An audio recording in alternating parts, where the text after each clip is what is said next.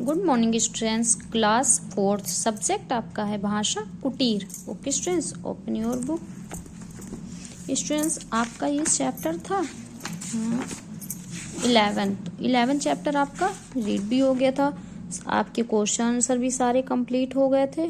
Okay students, और आपकी ये एक्सरसाइज भी हमने सेंड की थी। आई होप ऑल स्टूडेंट्स ने ये कंप्लीट कर लिया होगा। ओके स्टूडेंट्स, ये भी था, ये पहेलियाँ थी, इसमें बताना था कि कौन बोल रहा है, तो आपने इसको भी कर लिया होगा। ओके स्टूडेंट, इसके बाद ये चैप्टर आपको सबसे मीठा क्या है, ये चित्र का था, आपको सिर्फ रीड करना है, इसका क्वेश्चन आंसर और वगैरह कुछ भी नहीं है। ओके स्टूडेंट, ये आप रीड कर लेंगे, सारी आपको चित्र का था। इसके बाद आपका चैप्टर 12 है एक बूंद हम रीड कराते हैं। ये बूंद के बारे में बताया जा रहा है। तो ज्यों निकलकर बादलों की गोद से थी अभी एक बूंद कुछ आगे बढ़ी, सोचने फिर यही जी में लगी, आ क्या क्यों घर छोड़कर मैं यूं कढ़ी।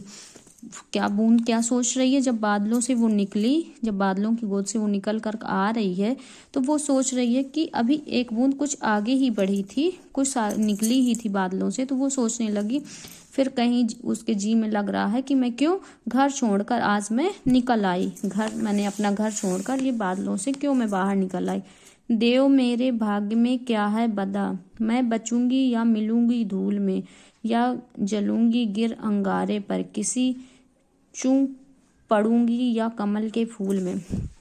तो बूंद क्या पूछ रही है भगवान से, देव से पूछ रही है कि मेरे भाग्य में भगवान क्या लिखा है, क्या बदा है मेरे भाग्य में, मैं बचूंगी या मिलूंगी, मैं बच जाऊंगी या मिल जाऊंगी धूल में। अगर मैं धूल में गिरी तो धूल में मिल जाऊंगी, अगर मैं अंगारों पर आग पर गिरी तो मैं अंगारों पर जलूंगी, अगर किसी मतलब कमल के फूल में चू पड़ी।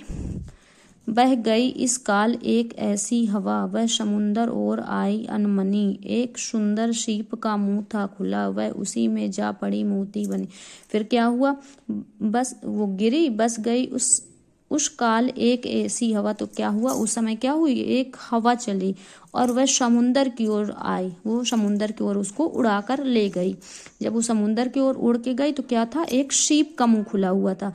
सीप के मुंह में जब जाकर ये बारिश की एक बूंद गिरी तो वो क्या बन गई, वो मोती बन गई।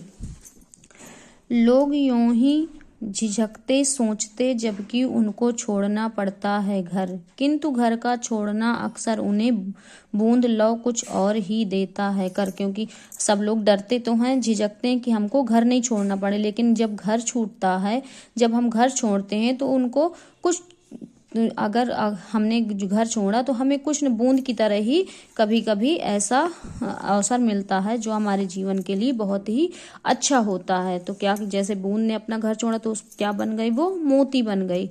ओके स्टूडेंट, ये कहानी हमारी किसने लिखी थी, आपकी अयोध्या सिंह उपाध्याय हरिऔध जी ने लिखी थी।